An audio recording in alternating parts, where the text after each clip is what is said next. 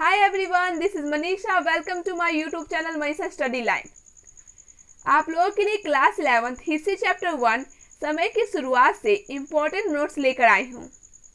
इस चैप्टर में हमें यही पढ़ना है कि मानव कब और किस रूप में सबसे पहले अस्तित्व में आया और किसे हम मानव कह सकते हैं।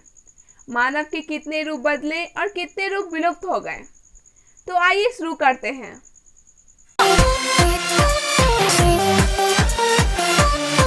यहाँ पर मैं इस चैप्टर के टॉपिक्स के अनुसार सारे के आंसर बताऊंगी।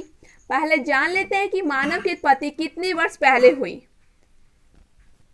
56 लाख वर्ष पहले पृथ्वी पर मानव का प्रादुर्भाव हुआ, यानी 56 लाख वर्ष पहले पृथ्वी पर मानव की उत्पत्ति हुई। जीवाश्म क्या है? तो अब जानते हैं कि जीवाश्म क्या है। तो जीवाश्म पुराने पौधे, जानवर या मानव के उन अवशेषों या छापों के लिए प्रयुक्त किया जाता है जो एक पत्थर के रूप में बदलकर अक्सर किसी चट्टान में समा जाते हैं और फिर लाखों सालों तक उसी रूप में पड़े रहते हैं। उसे जीवाश्म कहते हैं। नेक्स्ट टॉपिक से प्रजाति क्या है? तो इसका डिफिनेशन जानते हैं कि जीवों का एक ऐसा समूह होता है जिसके नर मादा मिलकर बच्चे पैदा कर सकते हैं, यानी जनन कर सकते हैं, और उनके बच्चे भी आगे प्रजनन करने में समर्थ होते हैं। उसे प्रजाति कहते हैं। चार्ल्स डार्विन द्वारा एक पुस्तक लिखी गई है जिसका नाम है on the origin of species. इसे एग्जाम में ऑब्जेक्टिव के रूप में पूछा जा सकता है। नेक्स्ट टॉपिक है प्राइमेट क्या है? तो स्तनपायी प्राणियों के एक अधिक बड़ा समूह जिसमें वानर, लंगूर और मानव शामिल हैं, उसे प्राइमेट कहते हैं। अब जानते हैं ऑस्ट्रेलोपिथिकस क्या है और ऑस्ट्रेलोपिथिकस की विशेषता क्या है। तो यह शब्द लैटिन भाषा के शब्द ऑस्ट्रल, जिसका अर्थ दक्षिणी, और यूनानी भाषा के पिथिकस का अर्थ वानर है, जिससे मिलकर बना है।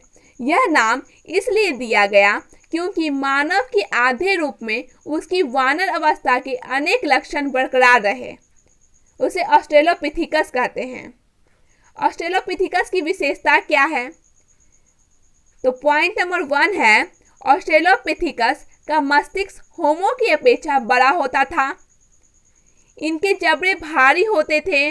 इनके दांत भी बड़े होते थे। हाथों की दक्षता सीमित थी। सीधे खड़े होकर चलने की क्षमता अधिक नहीं थी।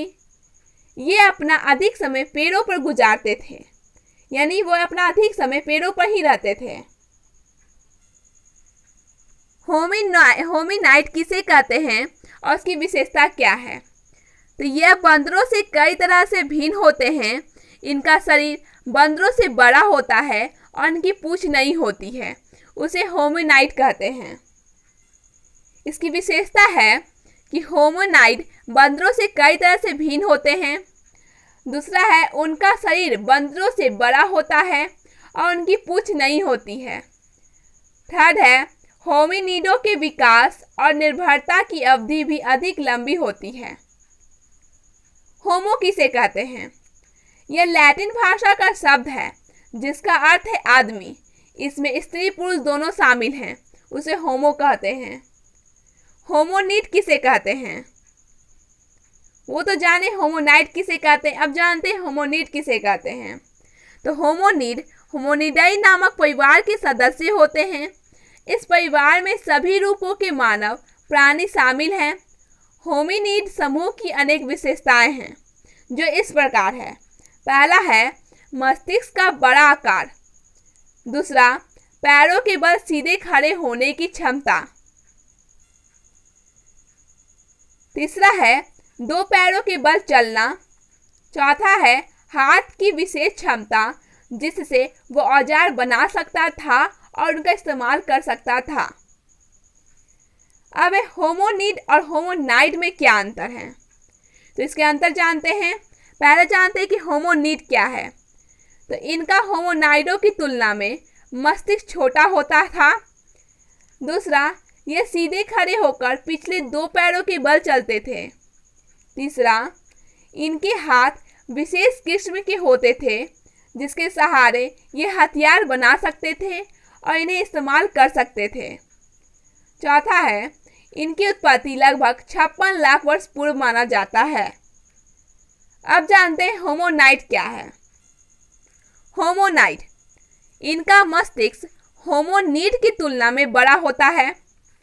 वे चौपाए थे, यानी चारों पैरों के बल चलते थे, लेकिन उनके शरीर का अगला हिस्सा और अगले दोनों पैर लचकदार होते थे। तीसरा, इनकी हाथों की बनावट भिन्न थी और ये औजार का उपयोग करना नहीं सीखे थे।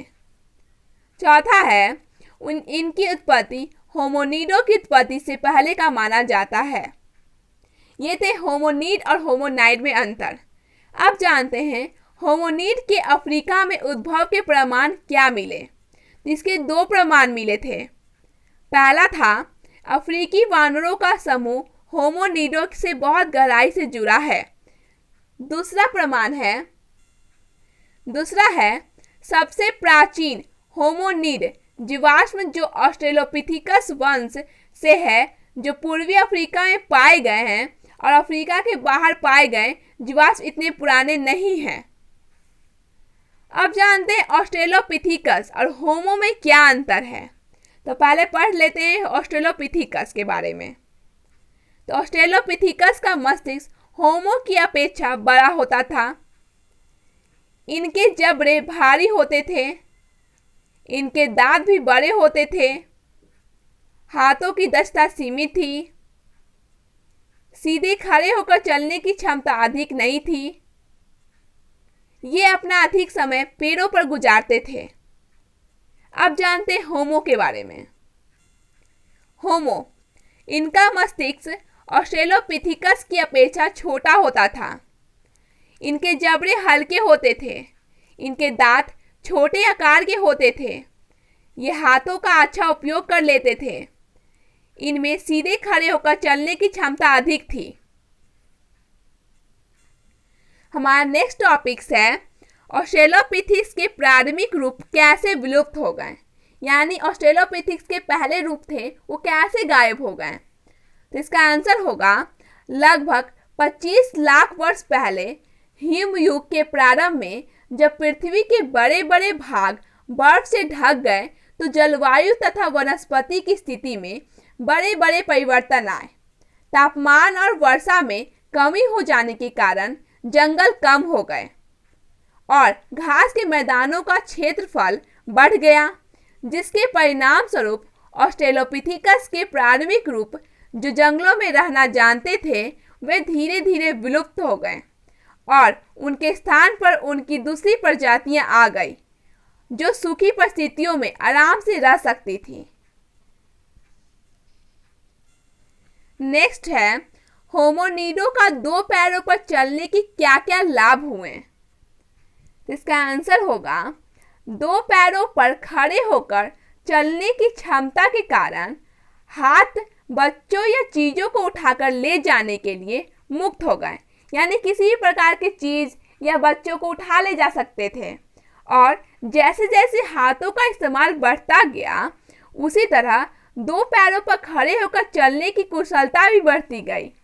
इससे विभिन्न प्रकार के काम करने के लिए हाथ स्वतंत्र हो जाने का लाभ तो मिला ही, साथ में 4 पैरों की बजाय 2 पैरों पर चलने से शारीरिक ऊर्जा की खपत भी कम होने लगी। अब है होमो प्रजाति के मनुष्य का वर्गीकरण, यानी होमो प्रजाति के मनुष्य को 3 वर्गों में वर्गीकृत किया गया है। पहला है होमो हैबिलिस, यानी औजार बनाने वाले। दूसरा है होमो इरेक्टस, यानी सीधे खड़े होकर पैरों के बल चलने वाले। थर्ड है होमो सेपियंस, प्राज्ञी या चिंतनशील मनुष्य। इस चैप्टर के टॉपिक्स के अनुसार मैंने सारे के उत्तर दे दिए हैं, लेकिन इसी चैप्टर में आधे टॉपिक्स और भी बचे हुए हैं।